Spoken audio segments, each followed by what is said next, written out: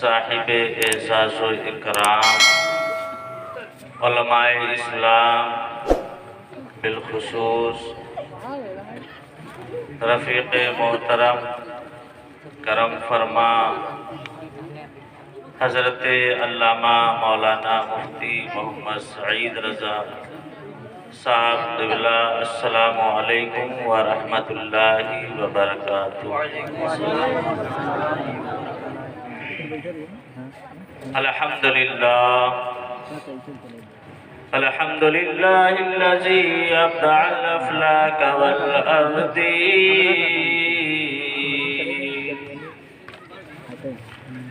والصلاة والسلام على أشرف الأنبياء والمرسلين وعلى آله وصحبه أجمعين،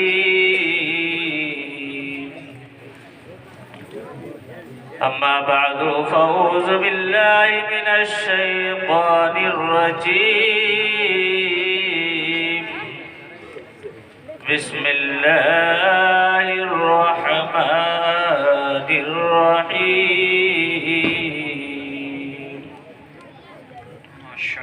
لو أنزلنا هذا القرآن على جبل لرأيته خاشعا متصدعا من خشية الله وتلك الأمثال نضربها للناس لعلهم يتفكرون،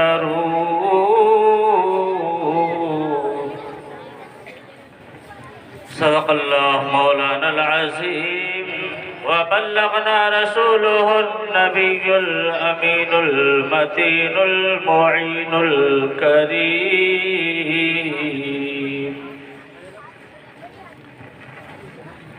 برادران ملت اسلامیہ، بعد نماز عشاء سے لے کر ابھی تک آپ کا پروگرام ماشاءاللہ بہت ہی کامیابی و کامرانی اور نہایت دلنشین انداز و پیرائے میں آپ کے امام صاحب کی نظامت میں ماشاءاللہ رواں دواں ہے۔ مجھ سے قبل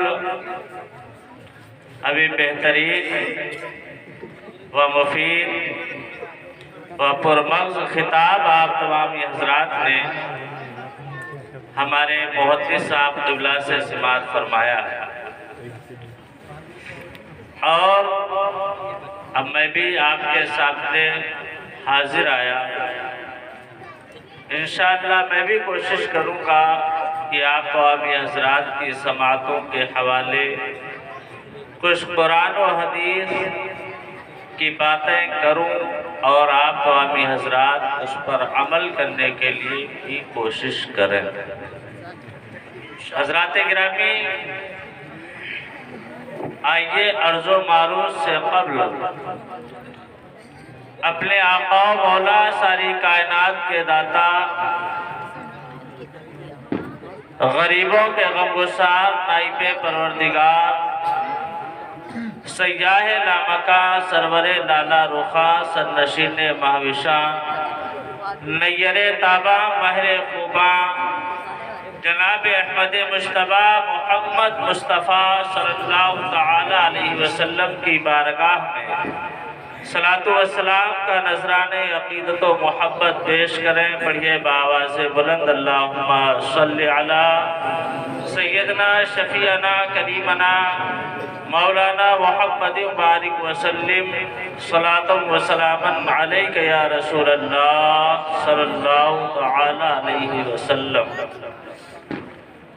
نہ رئیس ہوں نہ امیر ہوں، نہ میں بادشاہ ہوں نہ میں وزیر ہوں، یا رسول اللہ نہ رئیس ہوں نہ امیر ہوں، نہ میں بادشاہ ہوں نہ میں وزیر ہوں، در مصطفیٰ ہے میری سلطنت، اسی سلطنت کا میں فقیر ہوں۔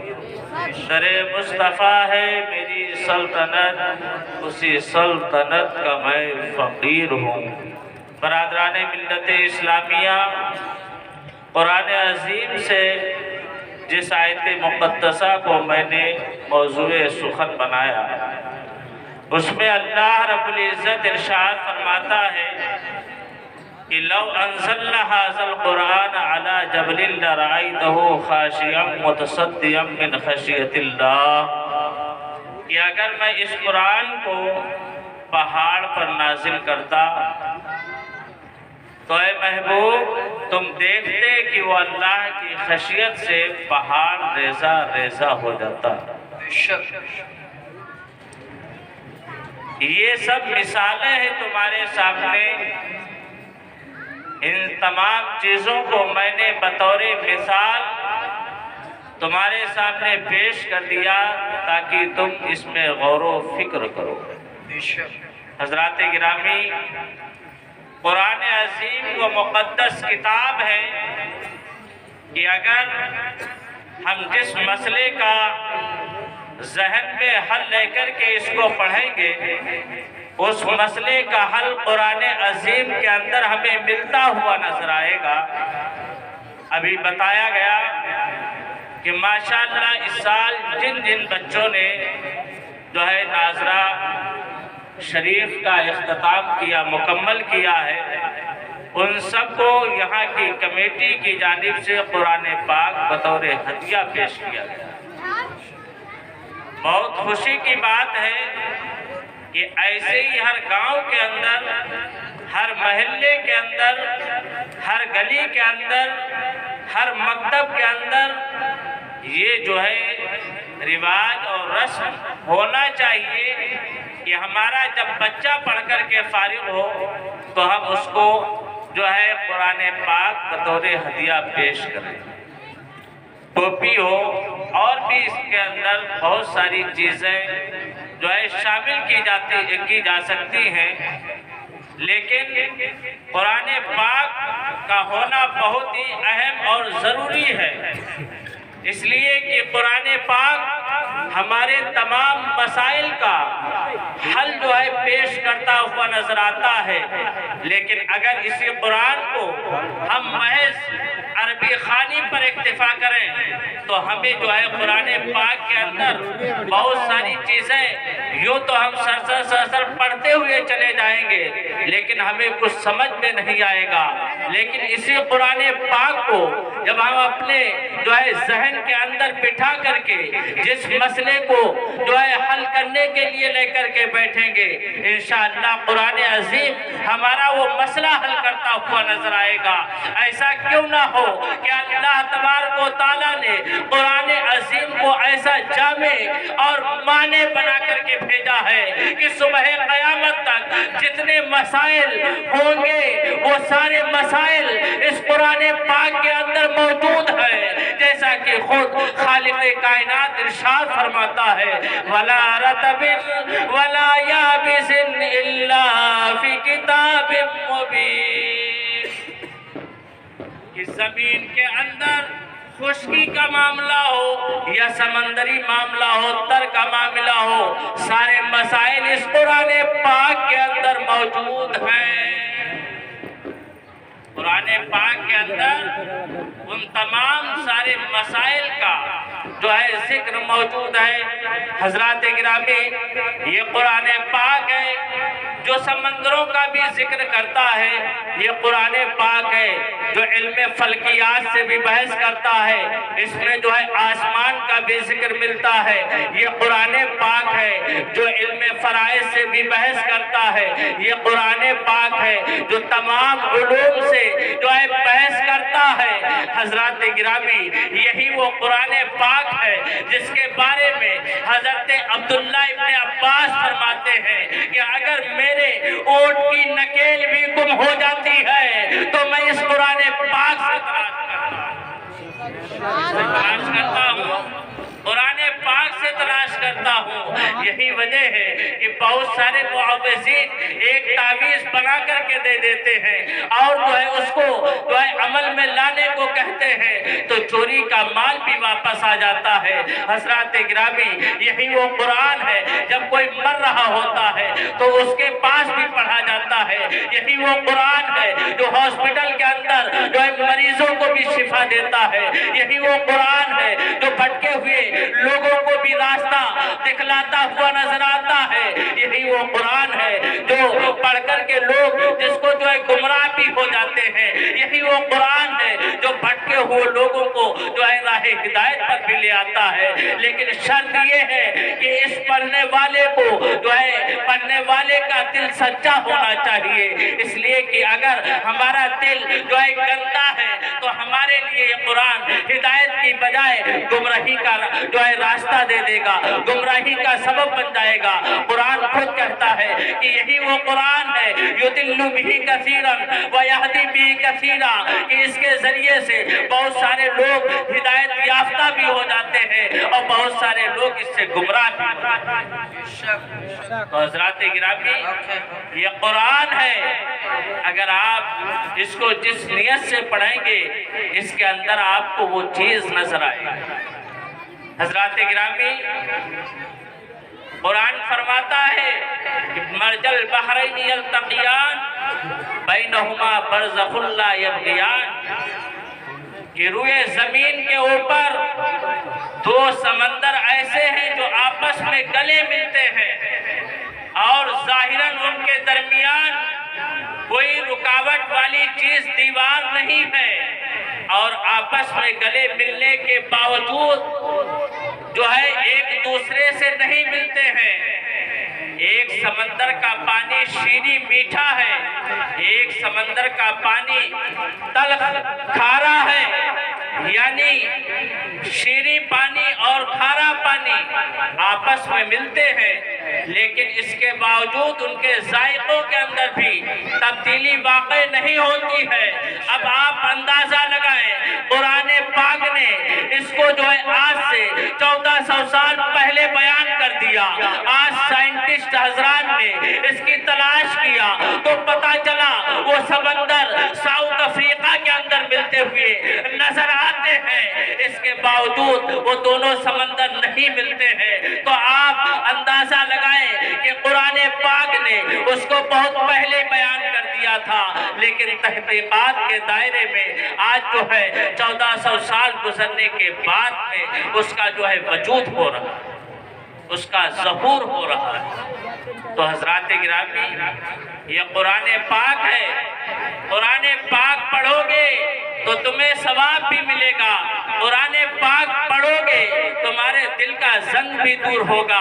اللہ کے پیارے نبی صلی اللہ علیہ وسلم ارشاد فرماتے ہیں، حضرت عثمان غنی رضی اللہ تعالیٰ عنہ اس حدیث پاک کے راوی ہیں، میرے آقا ارشاد فرماتے ہیں خیرکم من تعلم القرآن وعلما، تم میں سب سے بہتر آدمی وہ ہے جو خود قرآن پاک پڑھتا ہے اور لوگوں کو قرآن پاک پڑھاتا ہے۔ حضرات گرامی یہی قرآن پڑھنے سے انسان اچھا ہوتا ہے۔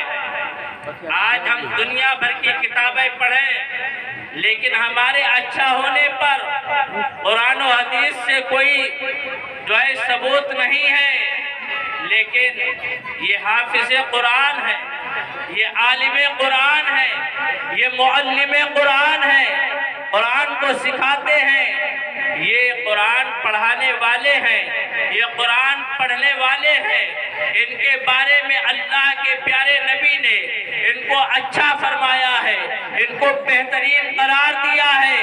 تو روئے زمین پر سب سے بہترین جماعت جو ہے قرآن پڑھنے والوں کی ہے اور قرآن پڑھانے والوں کی ہے۔ ہم آپس میں چاہے کتنا بھی اچھا بن لیں، دنیا تو ہمارے ہاتھ لگ سکتی ہے لیکن آخرت ہمارے ہاتھ نہیں لگے گی، لہٰذا قرآن پڑھو اور اپنے بچوں کو قرآن پڑھاؤ۔ حضرات گرامی کیسا ثواب ملتا ہے؟ حضرت عبداللہ ابن مسعود رضی اللہ تعالیٰ عنہ حدیث پاک روایت کرتے ہیں کہ نبی کریم صلی اللہ علیہ وسلم نے ارشاد فرمایا من قرأ حرفا من کتاب اللہ فلہ بی حسنۃ والحسنۃ بعشر امثالها لا اقول الف لام میم حرف الف حرف ولام حرف ومیم حرف۔ میرے آقا ارشاد فرماتے ہیں کہ جو بندہ قرآن پاک کا ایک حرف پڑھتا ہے اللہ تبارک و تعالیٰ اس کو ایک حرف پڑھنے کے عوض میں جو ہے 10 نیکیاں عطا فرماتا ہے۔ کتنی؟ بولتے بھی رہیے ذرا سبحان اللہ، تاکہ لگے کہ آپ حضرات سن رہے ہیں، ایسا نہ ہو کہ ہم سوچیں کہ خالی بھینس کے آگے بین بجاؤ بھینس کڑی بگرائے، وہ والی کہانی نہ ہو جائے کہیں کہ ہم تو بڑے جو ہے اچھی طریقے سے بیان کر رہے تھے لیکن شاید ایسا معلوم پڑے کہ آپ حضرات کو بھاری معلوم پڑ رہا ہے۔ تو حضرات گرامی، حضرت عبداللہ ابن مسعود فرماتے ہیں کہ جو بندہ قرآن پاک کا ایک حرف پڑھتا ہے اللہ تبارک و تعالیٰ اس کو ایک حرف کے بدلے میں 10 نیکیاں عطا فرماتا ہے۔ آپ فرماتے ہیں کہ سرکار نے ارشاد فرمایا میں یہ نہیں کہتا ہوں کہ الف لام میم ایک حرف ہے، بلکہ الف لام میم یہ 3 حروف کا مجموعہ ہے۔ الف اس کا ایک حرف ہے، لام اس کا ایک حرف ہے، میم اس کا ایک حرف ہے، یعنی الف لام میم 3 حروف کا مجموعہ ہوا تو ہر ایک حرف کے بدلے 10 نیکیاں ملی تو 10 دیاں 30 نیکیاں ملتی ہیں۔ اور پھر مفسرین کہتے ہیں اسی پر اکتفا نہیں ہے بلکہ الف جب ہم کہتے ہیں تو الف کہنے کے اندر بھی 3 حرف ہے، حمزہ ہے، لام ہے، فا ہے، اسی طریقے سے میم کہتے ہیں، لام کہتے ہیں تو لا ہے، الف ہے، میم کہتے ہیں، میم ہے، یا ہے، میم ہے۔ اس طریقے سے ہم الف لام میم کہتے ہیں تو گویا کہ ہم جو ہے 9 حروف کا جو ہے مخرج نکالتے ہیں تو اللہ تبارک و تعالی ہمیں جو ہے 90 نیکیاں عطا فرما دیتا ہے۔ سبحان اللہ، ماشاءاللہ۔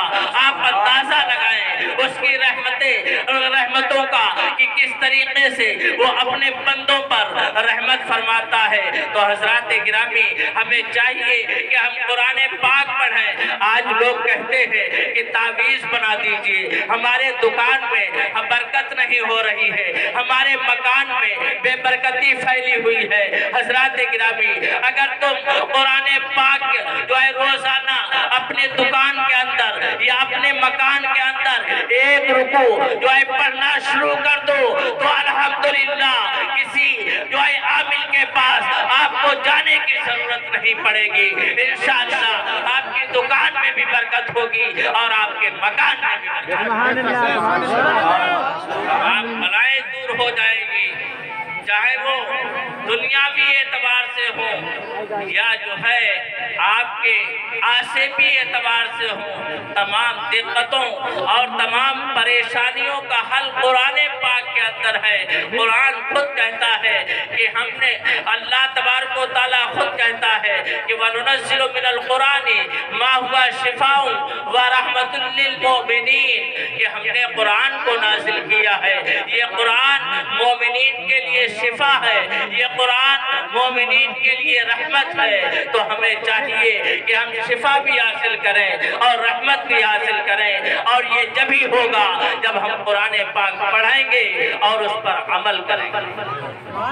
حضرات گرامی، حضرت عائشہ صدیقہ رضی اللہ تعالیٰ عنہ ارشاد فرماتی ہیں کہ اللہ کے پیارے نبی نے ارشاد فرمایا الماہر بالقرآن مع السفرۃ الکرام البررہ والذی یقرأ القرآن ویتتعتع فیہ وعلیہ شاق لہ اجران۔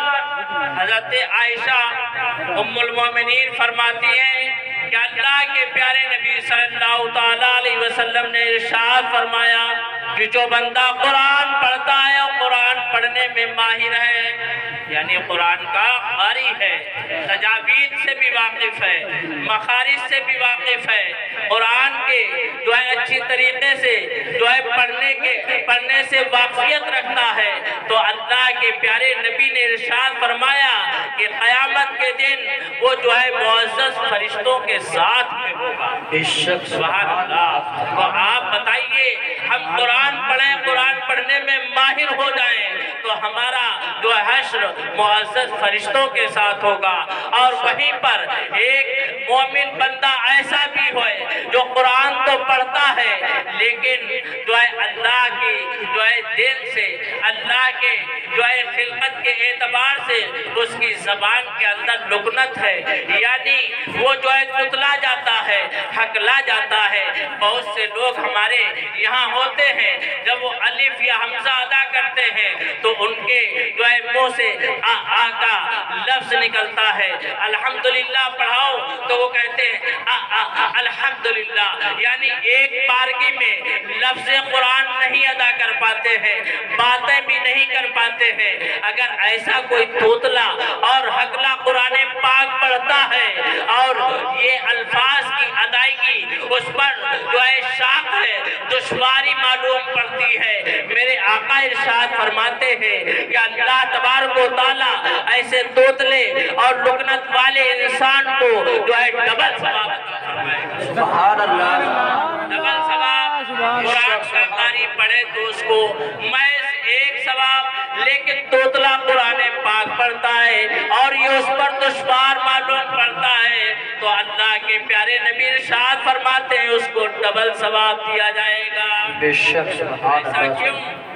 ایک تو اس لیے کہ وہ قرآن پڑھتا ہے، ایک تو قرآن پڑھنے کا ثواب، اور دوسرے جو اس کو دقت اور مشقت الفاظ کی ادائیگی میں ہوتی ہے اس پر بھی اس کو ثواب دیا جائے گا۔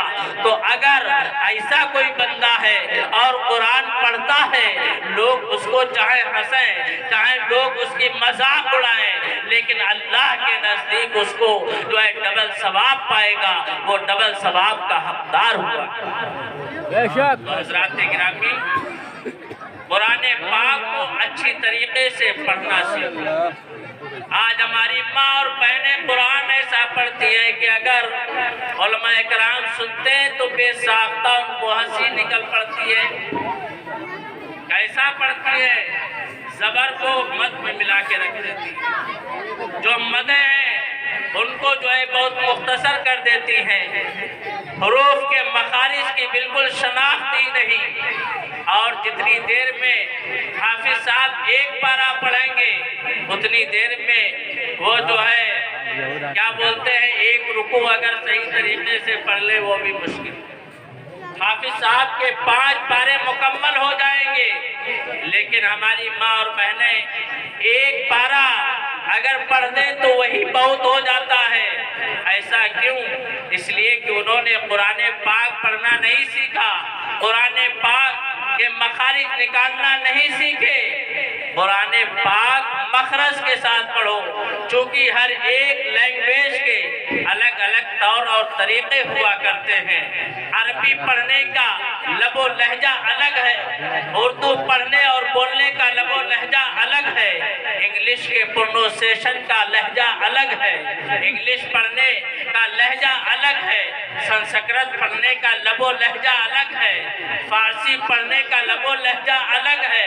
تو قرآن پاک اگر ہم پڑھیں اور یہاں پر اگر تھوڑی سی بھی چیز ہم جو ہے بھول جائیں یا کسی جو ہے حرف کو اچھی طریقے سے ادا نہ کر پائیں تو جو ہے عربی کے اندر اس الفاظ کی جو ہے میننگ معنی چینج ہو جاتا ہے، اور جب معنی چینج ہو جاتا ہے تو قرآن پاک کا یا جو ہے عربی جملے کا معنی بدل جاتا ہے، تو پتہ یہ چلتا ہے آپ کسی کو کہہ کچھ رہے تھے یا اللہ کی بارگاہ میں حمد و ثنا کر رہے تھے، لیکن وہ حمد و ثنا کی بجائے اس کی جو ہے اور ہی برائی میں چیز تبدیل ہو جاتی ہے۔ مثال کے طور پر ایک بہت بڑا مسئلہ جو کتب فقہیہ کے اندر، قانون شریعت کے اندر بھی مذکور ہے، اگر کوئی بندہ ایسا ہے جو زو یا جیم یا زے یا غال کے اندر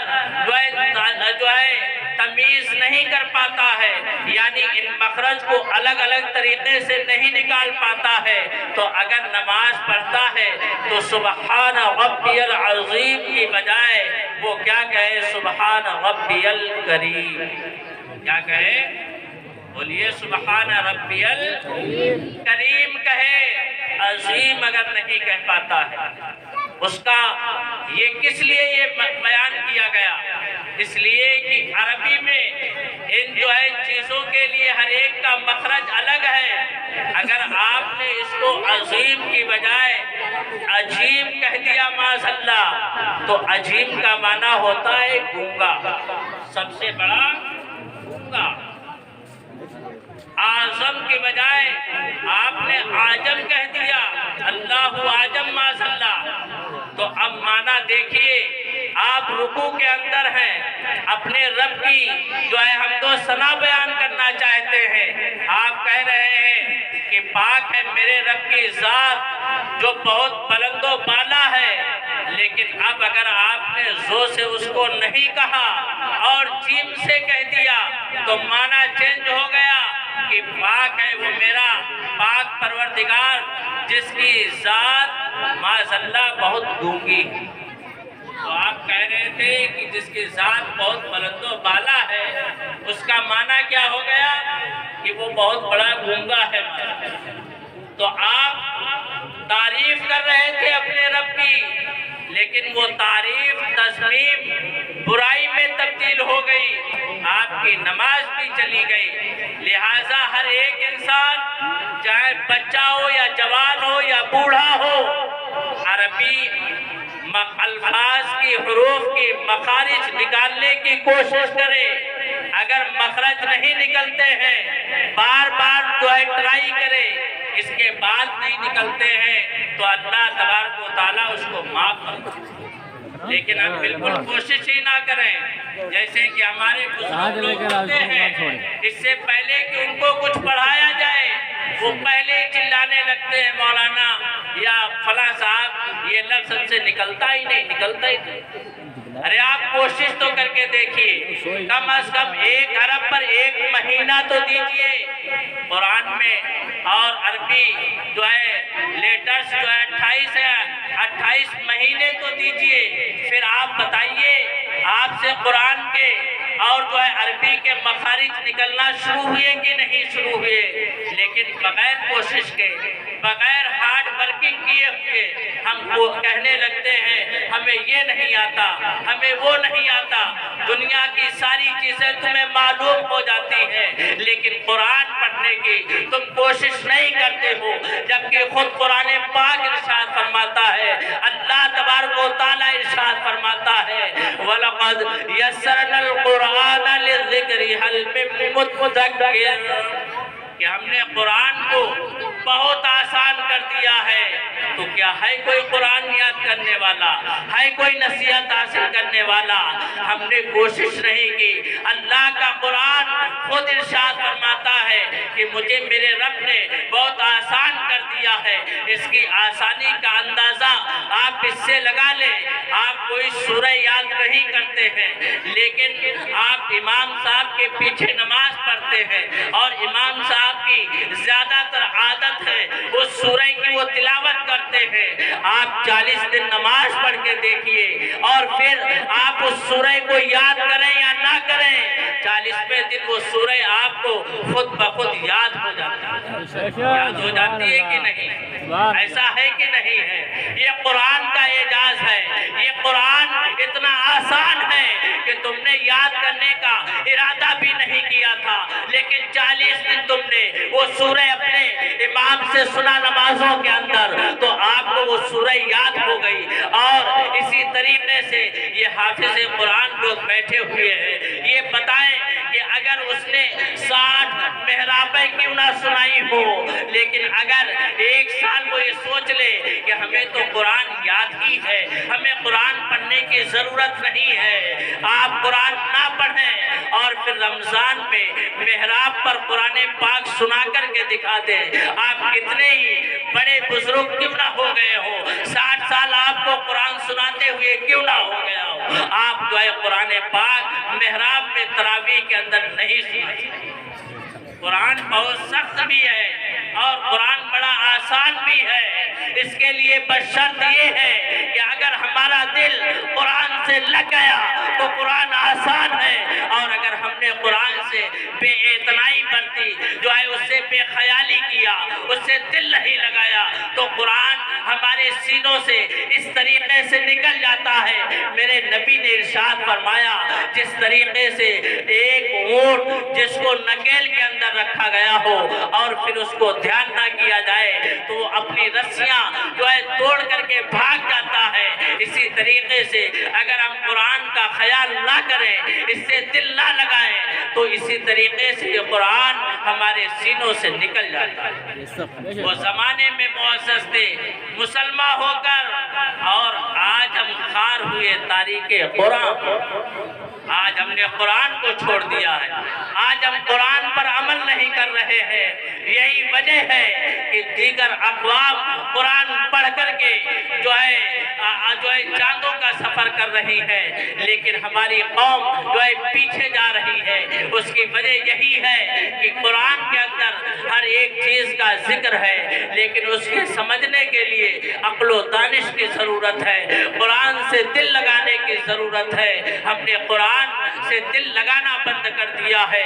حضرات گرامی، ایک مجھے واقعہ یاد آتا ہے کہ قرآن پاک کتنا عظیم ہے، قرآن پاک کتنی نعمتوں کو شامل ہے۔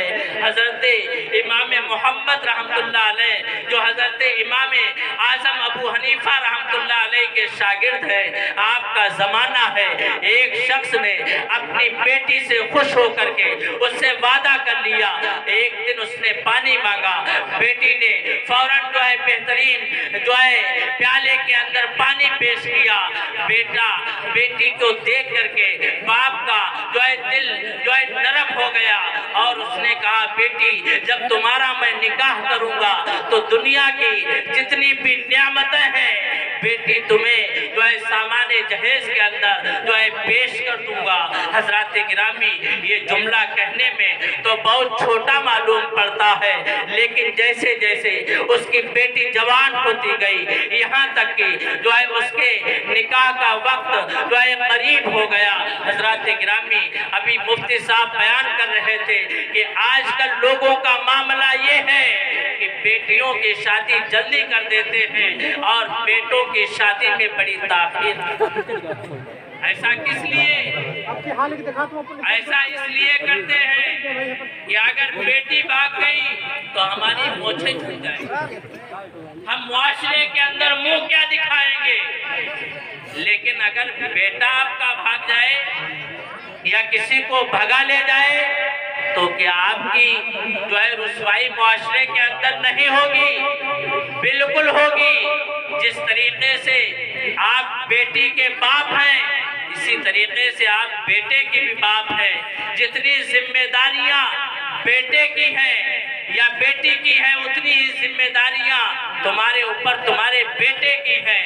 لہٰذا جب بچہ چاہے بیٹے کی صورت میں ہو یا بیٹی کی صورت میں ہو، جب وہ بالغ ہو جائے تو اس کے نکاح کرنے میں تاخیر نہ کرے۔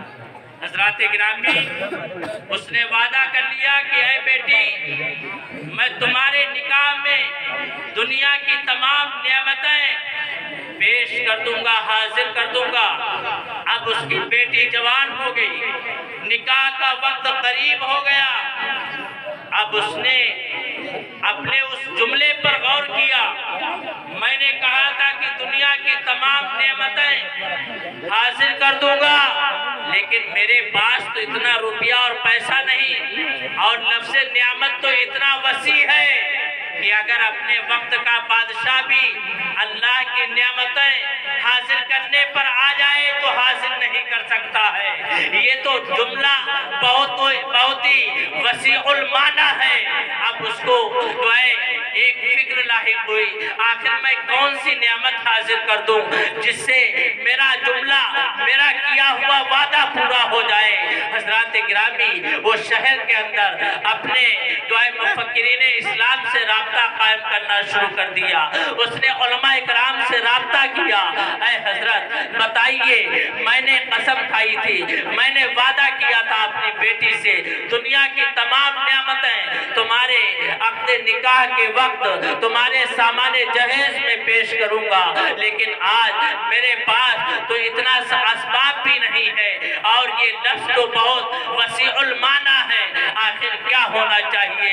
حضرات گرامی چند علماء کرام کے پاس گیا، ایک کے پاس دوسرے کے پاس، اس طریقے سے لوگوں نے بتایا کہ تمہارے اس مسئلے کا اگر کوئی حل کر سکتا ہے تو اس وقت تو امام محمد رحمت اللہ علیہ کی ذات بابرکت ہے، تمہارے اس مسئلے کا حل وہی نکال سکتے ہیں، اس لیے کہ وہ شاگرد ہے حضرت سیدنا امام اعظم ابو حنیفہ رحمت اللہ علیہ کے، لہذا تم ان کے پاس اپنا یہ مسئلہ لے کر کے چلے جاؤ۔ حضرات گرامی وہ ان کی بارگاہ میں پہنچتا ہے، آداب و سلام کے بعد اس نے بتایا کہ میں نے اپنی بیٹی سے یہ قسم کھائی تھی، بیٹی جب تمہارا نکاح ہوگا میں دنیا کی تمام نعمتیں حاصل کر دوں گا، لیکن آج میرے پاس اتنے اسباب و ذرائع نہیں ہے، نہ اتنی مال و دولت ہے، آخر کیا ہونا چاہیے؟ امام محمد رحمت اللہ علیہ نے اس کے جغرافیے پر نظر ڈالی اور کہنے لگے پریشان ہونے کی بات اس میں کوئی نہیں ہے، جا اور بازار سے ایک قرآن پاک کا نسخہ خرید لے جا کر کے اور اپنی بیٹی کو عقد نکاح کے وقت یہ تحفہ دے دینا۔ قرآن خود کہتا ہے وَلَا رَتَبٍ وَلَا يَابِسٍ إِلَّا فِي كِتَابٍ مُبِينٍ، کہ قرآن پاک کے اندر ہر ایک چیز کا روشن بیان ہے، چاہے وہ خشک کی ہو یا تر کی ہو، یہی تحفہ تو اپنی بیٹی کو دے دے جا کر کے، تیری جو ہے قسم مکمل ہو۔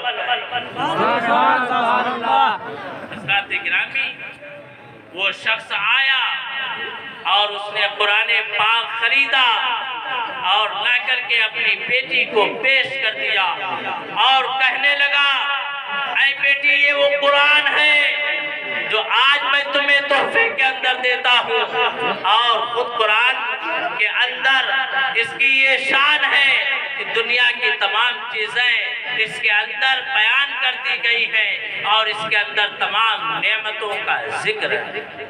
حضرات گرامی اس شخص کی قسم پوری ہو گئی۔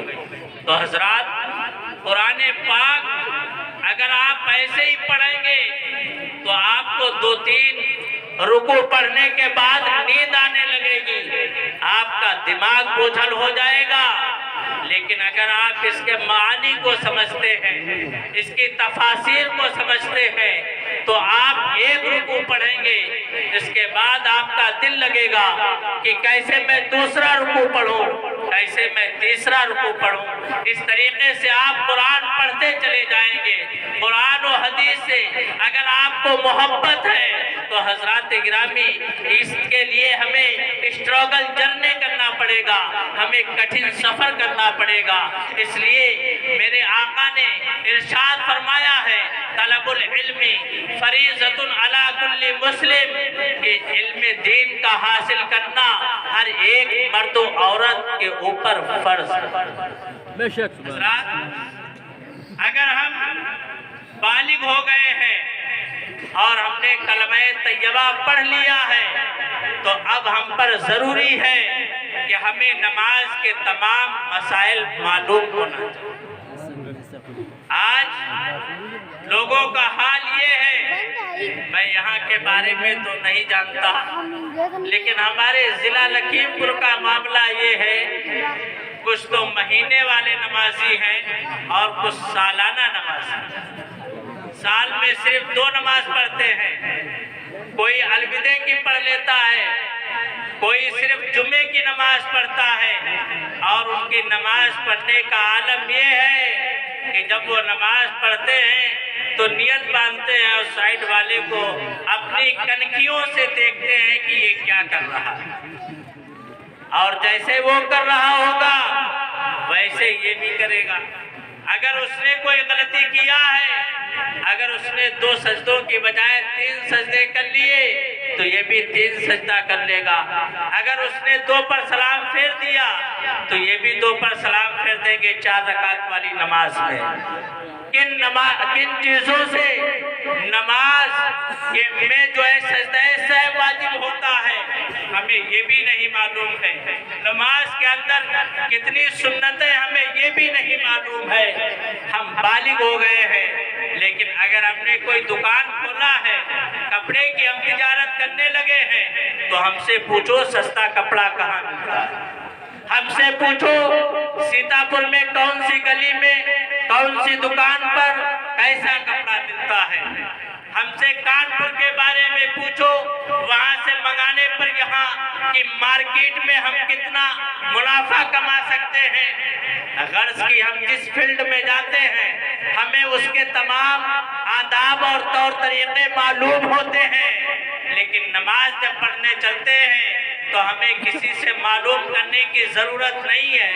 اگر امام صاحب نے کچھ غلطی دیکھ لی اور اگر بتا دیا تو دوسرے دن ہوتا ہے یہ مولانا بڑا قابل بنتا ہے. کل ہم نماز پڑھنے گئے تو ہم سے یہی کہہ رہا تھا کہ آپ کے نماز پڑھنا اور نہ پڑھنا دونوں برابر, لہٰذا اب ہم مسجد نہیں جائیں گے. یا تو اس مولانا کو ہٹاؤ یا ہمارے لیے کوئی الگ مسجد بنواؤ. ہے تو ہوتا ہے ایسا کہ نہیں ہوتا. آخر یہ برائیاں ہمارے درمیان سے کب ختم ہوگی؟ آج اگر ہمیں کوئی مشورہ دے دیتا ہے تو ہم اس کا بہت شکریہ ادا کرتے ہیں, لیکن اگر کوئی مولانا ہمیں نماز کے بارے میں بتا دے تو ہم اس سے بہت ناراض ہو جاتے ہیں.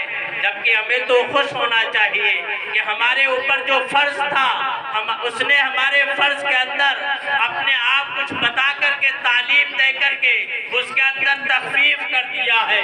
اسی طریقے سے ہمیں جب جو ہے صاحب نصاب ہو گئے تو ہمیں زکوٰۃ کے مسائل معلوم ہونا چاہیے کہ کتنی زکوٰۃ نکلتی ہے, زکوٰۃ کن لوگوں کو دی جائے, زکوٰۃ کے مستحقین کون ہے, اور جو ہے زکوٰۃ کن لوگوں کو نہ دی جائے اور زکوٰۃ کتنی دی جائے. یہ تمام مسائل اگر ہم صاحب نصاب ہیں تو ہمیں معلوم ہونا چاہیے. اسی طریقے سے اگر رمضان کا مہینہ آ گیا تو ہمیں روزوں کے تمام مسائل معلوم ہونا چاہیے. جب ہم کوئی کام کرنے چلے تو ہمیں تمام مسائل معلوم ہونا چاہیے. حضرت عمر فاروق اعظم رضی اللہ تعالیٰ عنہ کے دور میں یہ عام حکم تھا, آپ کا آرڈر تھا کہ ہمارے بازار کے اندر وہی بیع و شراء کر سکتا ہے, وہی خرید و فروخت کر سکتا ہے جس کو حلال اور حرام کے تمام مسائل سے واقفیت. گویا کہ وہ اپنے وقت کا مفتی ہو تب تو اس کو اجازت ہوگی بازار جانے کی, ورنہ وہ بازار جانے کا بھی اہل نہیں ہے. اس کے اندر اتنی صلاحیت نہیں ہے کہ وہ شاپنگ کر لائے جا کر کے, مارکیٹ ٹہلائے جا کر کے. لیکن آج تو معاملہ یہ ہے جس کو کچھ نہ معلوم ہو اس کو بازار بھیج دیتے ہیں کہ جاؤ خالی بیٹھے ہو بازار کر لاؤ جا کر کے, یہ روپیہ لے جاؤ یہ چیز خرید لینا. تو حضرات گرامی, ہم پر ضروری ہے کہ ہم اپنے قرون اولیٰ کو دیکھیں, گزشتہ زمانے کو دیکھیں کہ کس طریقے سے مسلمانوں کے اندر تربیت تھی, کیسے مسلمان قابل ہوا کرتے تھے. آج ہمارے یہاں پڑھانے کے بہت سارے اساتذہ کرام ہوا کرتے ہیں, ایک سلیبس ہوتا ہے, ایک نصاب تعلیم ہوتا ہے کہ اتنا اس طریقے سے جو ہے تعلیم کا سسٹم ہوگا, ایسے پڑھائی ہوگی, اس ٹائم یہ کام ہوگا. لیکن آپ اندازہ لگائیں جن کے بارے میں اللہ تبارک و تعالیٰ نے ارشاد فرمایا کہ وہ حکمت سکھاتے ہیں, وہ جو ہے تزکیہ نفس کرتے ہیں, وہ تمہیں جو ہے قرآن پاک کی جو ہے تعلیم دیتے ہیں, یعنی میرے آقا کے بارے میں بتایا گیا.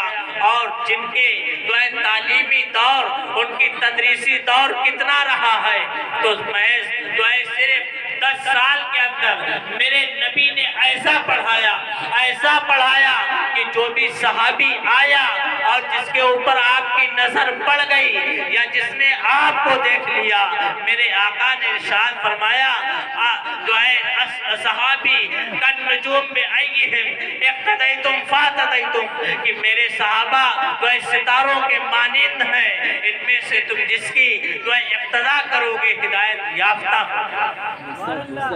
نہ کوئی سلیبس تھا، نہ تو کوئی جو ہے سسٹم تھا نظام تعلیم کا، اور میرے آقا نے انہی 10 سالوں کے اندر 68 جنگیں لڑی ہیں۔ کتنی؟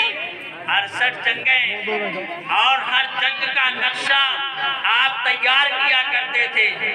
آج اگر انجینئر کے پاس محض اپنے گھر کا نقشہ تیار کروانے کے لیے جاؤ تو 15-20 ہزار روپیہ لے، آپ کو خود بتانا پڑتا ہے، تمہیں خود بتانا پڑتا ہے کہ اتنی آراضی ہے، یہ طول ہے، یہ عرض ہے، یہ لمبائی ہے، یہ چوڑائی ہے۔ وہ آپ سے پوچھتا ہے آپ کو کیا کیا بنوانا ہے، لیکن قربان جاؤ میرے آقا صلی اللہ تعالیٰ علیہ وسلم پر کہ جو 1,24,000 صحابہ اکرام کو تعلیم بھی دے رہے ہیں اور ٹوٹی چٹائی پر بیٹھ کر کے میدان جنگ کا نقشہ بھی کھینچ رہے ہیں۔ اور کوئی جنگ ایسی نہیں ہوئی کہ جس میں مسلمانوں کو شکست فاش ہوئی ہو۔ ہر جنگ کے اندر اللہ کے پیارے نبی کے عمل کے اعتبار سے، آپ کے بتانے کے اعتبار سے وہ جنگ جو ہے صحابہ اکرام نے فتح کیا ہے۔ اور اگر کوئی صحابی آپس میں کوئی چکلش ہو جائے، کسی کی کوئی دل رنجش ہو جائے تو آپ اس کو بھی حل فرمایا کرتے تھے۔ تو آپ وقت کے سب سے بڑے محدث اعظم بھی تھے، اپنے وقت کے سب سے بڑے طبیب اعظم بھی تھے، اپنے وقت کے سب سے بڑے جو ہے فیصلے اعظم بھی تھے، چیف جسٹس کا بھی کام انجام دیا کرتے تھے۔ آپ اندازہ لگائیں کہ 1,24,000 صحابہ اکرام کو جنہوں نے تیار کر کے دیا، اور وہ صحابی جدھر نکل جاتا تھا لوگ اس کو دیکھ کر کے کلمہ طیبہ پڑھ کر کے داخل اسلام۔ ایسا کس لیے کہ انہوں نے نبی کی حدیثوں کو، نبی کی باتوں کو اپنے دلوں کے اندر بٹھا لیا۔ اور آج دنیا کے اندر زرق برق لباس سے نہیں بلکہ انسان کی شناخت اس کے علم سے ہوا کرتی ہے، انسان کی شناخت اس کے بہترین اخاذی اور اس کی بہترین طبیعت کے اعتبار سے ہوا کرتی ہے، خوش سیرت سے ہوا کرتی ہے، خوبصورتی سے نہیں ہوا کرتی ہے۔ حضرات گرامی، اللہ کے پیارے نبی صلی اللہ تعالیٰ علیہ وسلم کی حدیثیں کس طریقے سے صحابہ اکرام یاد کرتے تھے اور اپنے ماننے والوں کو پہنچایا کرتے تھے۔ محدثین نے، ائمہ کرام نے، ائمہ مجتہدین نے ان حدیثوں کو کس طریقے سے اپنے اندر لیا ہے، آپ کو میں بتاؤں کہ حضرت سیدنا امام شافعی رحمۃ اللہ علیہ، آپ کو معلوم ہوگا کہ ہمارے یہاں 4 مسلک چلتے ہیں۔ کتنے؟ 4۔ کون کون سے؟ ایک حنفی جس پر ہم اور آپ چلتے امام اعظم ابو حنیفہ کے مانتے، دوسرا شافعی، تیسرا مالکی، چوتھا حنبلی۔ یہ 4 مسلک ہیں، اور ان 4 مسلکوں کے یہی 4 امام ہیں۔ حضرت امام شافعی رحمۃ اللہ علیہ علم کی خاطر کتنا مشقت بھرا سفر کرتے ہیں۔ آج اگر ہمارے بچے کو تھوڑی سی تکلیف ہو جاتی ہے یا استاذ تھوڑا سا مار دیتا ہے تو ہم شکایت لے کر کے پہنچ جاتے ہیں کہ آپ نے ہمارے بچے کو اتنا تیزی سے مارا کہ اس کے درد ہو رہا ہے، اس کے جو ہے یہ چیز جو ہے برد چھپ گئی ہے، طرح طرح کے ہم اعتراض کرتے ہیں۔ لیکن پہلے کے مسلمان قرآن و حدیث حدیث سیکھنے کے لیے کتنا مشقت بھرا سفر کرتے تھے۔ حضرات گرامی، حضرت امام شافعی رحمۃ اللہ علیہ آپ کے تعلیم کا واقعہ یہ ہے، آپ بیان فرماتے ہیں کہ میرے والد کا بچپنے میں انتقال ہو گیا تھا اور میرے پاس جو ہے پڑھنے اور لکھنے کے لیے کوئی بہت زیادہ مال نہیں تھا۔ امی جان نے جو ہے کفالت کرنا شروع کیا اور امی جان نے جو ہے مجھے ایک مدرسے میں بھیجا جہاں پر ہمارے استاد گرامی حدیث پاک کا درس دیتے تھے۔ میں نے دیکھا کہ اور بچوں کے پاس قلم ہے اور بچوں کے پاس کاغذ ہے، جب میرے استاد کوئی حدیث بولتے ہیں تو ہمارے ساتھی اس کو جو ہے کاغذ پر لکھ لیا کرتے ہیں، لیکن میرے پاس نہ تو قلم تھا نہ تو کاغذ تھا۔ میں کیا کرتا، میرا معمول یہ تھا کہ میں بڑے جانوروں کی بڑی بڑی ہڈیاں تلاش کرتا تھا، اونٹ کی کوہان مل جاتی تھی، اس کو لا کر کے گھر پر لا کر کے اس کو صاف کر لیتا تھا اور صبح استاد جب پڑھاتے تھے تو میں اس کوہان کی ہڈی پر اس حدیث پاک کو جو ہے مٹی سے لکھ لیا کرتا تھا اور اس کو یاد کیا کرتا تھا۔ حضرات گرامی، اس طریقے سے ہمارا یہ تعلیمی سفر چلتا رہا۔ چند دنوں کے بعد اللہ کے کرم سے ہمیں حج بیت اللہ کی سعادت حاصل ہوئی اور میں نے سنا تھا کہ مدینہ منورہ کے اندر امام مالک رحمۃ اللہ علیہ حدیث پاک کا درس دیا کرتے ہیں۔ میرے دل کے اندر شوق تھا کہ جو مسجد نبوی کے اندر بیٹھ کر کے درس حدیث دیتا ہو اس کے علم کا عالم کیا ہوگا، کاش ہمیں بھی ان کے جو ہے شاگردی کا شرف حاصل ہو جاتا۔ آپ کہتے ہیں کہ اس شوق نے مجھے جو ہے حرم شریف کے اندر یہی شوق لے کر کے میں لیٹ گیا۔ میں جب بیدار ہوا تو ایک جو ہے بزرگ آئے اور انہوں نے کہا اٹھو، آج تمہاری دعوت میرے گھر پر ہے۔ میں نے کہا یہ تو مجھے پہچانتے بھی نہیں ہے، ماں قبل سے کوئی شناسائی بھی نہیں ہے، آخر یہ ہماری دعوت کیسے دے رہے ہیں؟ میں نے کہا ٹھیک، آپ کی دعوت مجھے منظور ہے اور جب دعوت منظور کر لی جائے تو دعوت پر پہنچنا ضروری ہو جاتا ہے۔ حضرات گرامی، حضرت امام شافعی رحمۃ اللہ علیہ کہتے ہیں کہ اس نے دسترخوان لگایا اور ہم اس کی دعوت پر بیٹھے، اس نے کھانا پیش کیا، ہم نے روٹی لیا اور شوربے سے کھانا شروع کر دیا بڑی تیزی سے۔ تو اس نے کہا اے نوجوان، ذرا یہ بتاؤ کیا تم قریشی ہو؟ انہوں نے امام شافعی رحمۃ اللہ علیہ کہتے ہیں میں نے کہا جی میں قریشی ہوں، لیکن میں نے آپ کو بتایا کچھ نہیں، آخر آپ کیسے پہچان گئے کہ میں قریشی ہوں؟ امام شافعی رحمۃ اللہ علیہ کہتے ہیں میں نے اس وجہ، وہ بزرگ کہتے ہیں میں نے تمہیں اس وجہ سے پہچان لیا کہ جو قریشی ہوتا ہے وہ کھانا کھانے میں اور کھانا کھلانے میں بے تکلف ہوتا ہے، یعنی جب وہ کھانا کھلاتا ہے تب بھی خوب کھلاتا ہے اور جب کھاتا ہے تو بھی بے تکلف کھایا کرتا ہے۔ امام شافعی رحمۃ اللہ علیہ سے وہ بزرگ کہتے ہیں میں نے اس وجہ سے پہچان لیا۔ اس کے بعد کہتے ہیں میں نے ان سے کہا اے بزرگ، میں مدینہ منورہ جانا چاہتا ہوں، وہاں پر امام مالک رحمۃ اللہ علیہ حدیث پاک کا درس دیتے ہیں، میں چاہتا ہوں کہ میں بھی ان کا شاگرد بن جاؤں، میں بھی ان کا تلمیذ بن جاؤں، کیونکہ وہ اس وقت کے سب سے بڑے محدث ہیں اور پھر روضہ رسول پر مسجد نبوی میں بیٹھ کر کے حدیث پاک پڑھاتے ہیں۔ میری خواہش ہے کہ میں ان کے پاس کچھ پڑھ کے آ جاؤں۔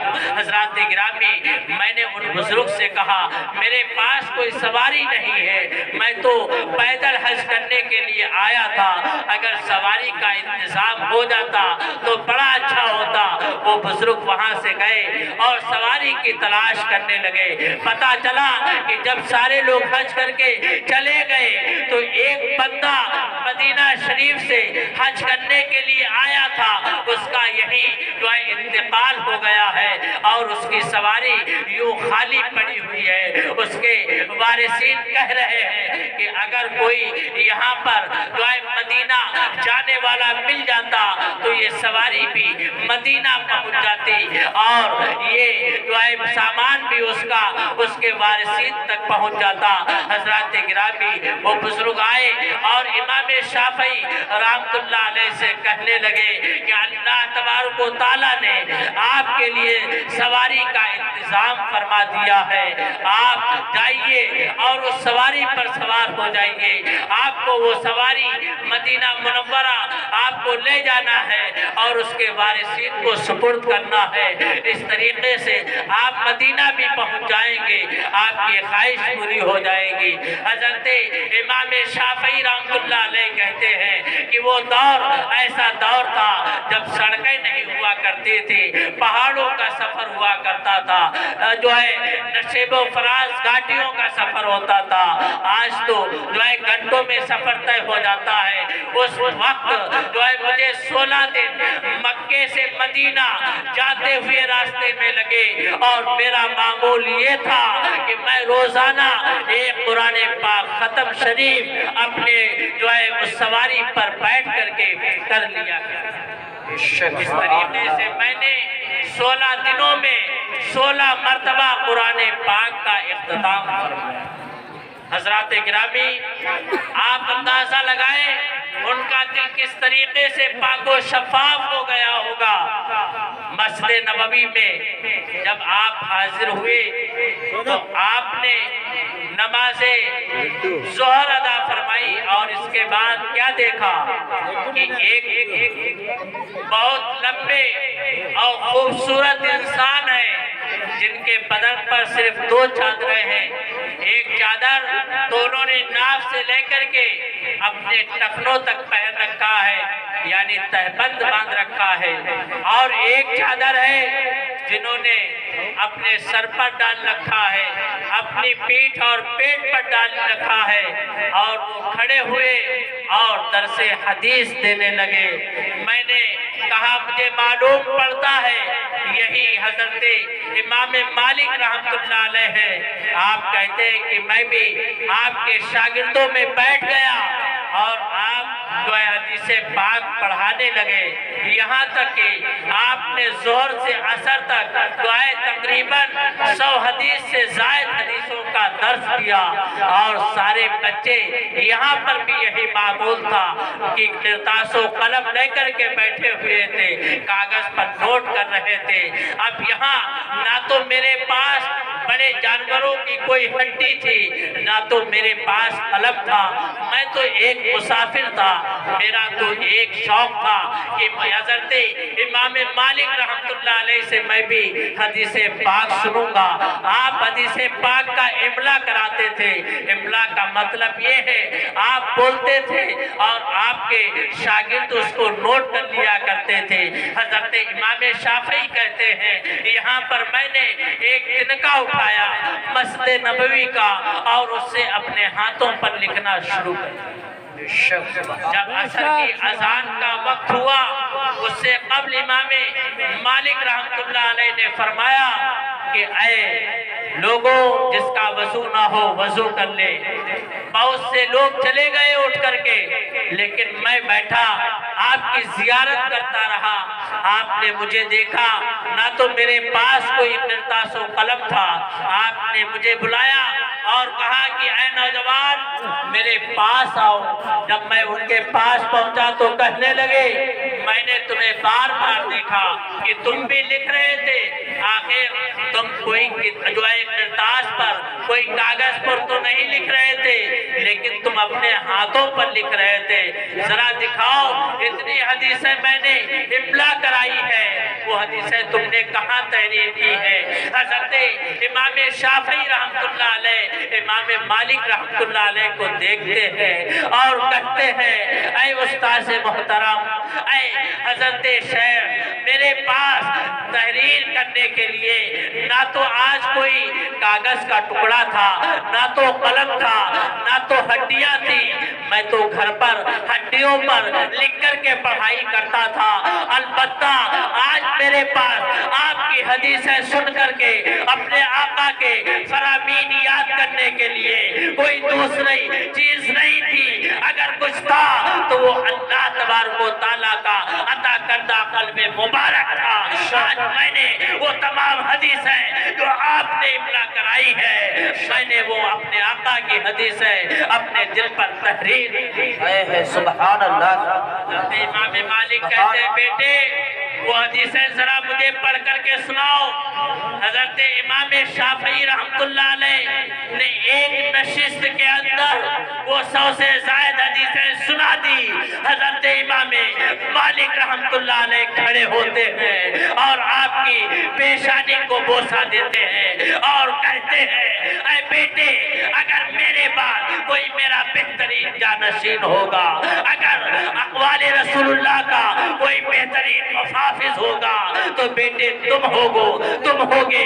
حضرت امام شافعی رحمت اللہ علیہ کے لیے یہ دعا حضرت امام مالک کی ایسی لگی کہ آج وہ نوجوان بچہ جس کے پاس پڑھنے کے لیے کرتاس و قلم نہیں تھا، آج ان کی بیان کردہ مسائل سے، ان کے استخراج کیے ہوئے مسائل سے ایک مسلک بن جاتا ہے جس کو شافعی کہا جاتا ہے۔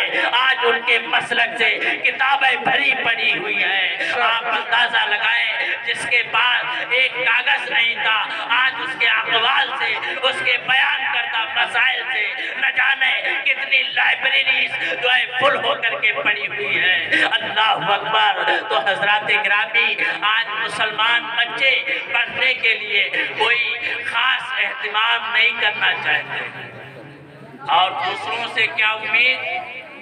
دوسروں کا عالم تو یہ ہے کہ ابھی ہم کچھ دیر پہلے ایک ویڈیو دیکھ رہے تھے کہ ابھی جناب وہاں گئے تھے دبئی میں اس کا ادگھاٹن کرنے کے لیے ورشپ کا مندر، وہاں پر عربی بول رہے تھے، لیکن ان کے منتری چند دنوں پہلے دھرمپال نے یہ بیان دیا کہ ہم مدرسوں سے عربی فارسی نکالنا چاہتے ہیں۔ آپ اندازہ لگائیں وہ رٹ کر کے وہ کیا تلفظ کر سکتے ہیں، وہ رٹ کر کے وہاں جو ہے عربی بول رہے ہیں، اور آج جناب مدرسوں سے عربی فارسی کو نکالنا چاہتے ہیں۔ ارے عربی اگر نکل گئی تو سمجھ لو مسلمانوں تعلیم کی روح نکل گئی، کہ سارا اثاثہ ہمارا، قرآن ہمارا، حدیثیں ہماری سب تو عربی میں ہے، لیکن اگر عربی پڑھنے کے لیے، عربی سمجھنے کے لیے ہم نے کوشش نہ کیا تو اللہ کے بارگاہ میں تم کیا جواب دے گے؟ قرآن پاک فرماتا ہے، اللہ تبارک و تعالیٰ ارشاد فرماتا ہے اِنَّا أَنزَلْنَاهُ قُرْآنًا عَرَبِيًّا لَعَلَّكُمْ تَعْقِلُونَ، کہ ہم نے قرآن کو عربی زبان میں نازل کیا تاکہ تم اس کو بہترین طریقے سے سمجھو۔ لہذا عربی پڑھنے، بولنے اور سمجھنے کی آپ کو کما حقوق کوشش کرنی ہے، نہ سمجھو گے تو مٹ جاؤ گے۔ ہندی مسلمانوں تمہاری داستان بھی نہ ہوگی۔ داستانوں میں آپ حضرات کی پیشانیوں کو اور امام صاحب کی اشارات کو دیکھ کر کے میں اپنی گفتگو کو انہی کلمات پر ختم کرتا ہوں کہ اللہ تبارک و تعالی ہم سب کو عمل کرنے کی توفیق رفیق عطا فرمائے۔ السلام علیکم ورحمۃ اللہ وبرکاتہ۔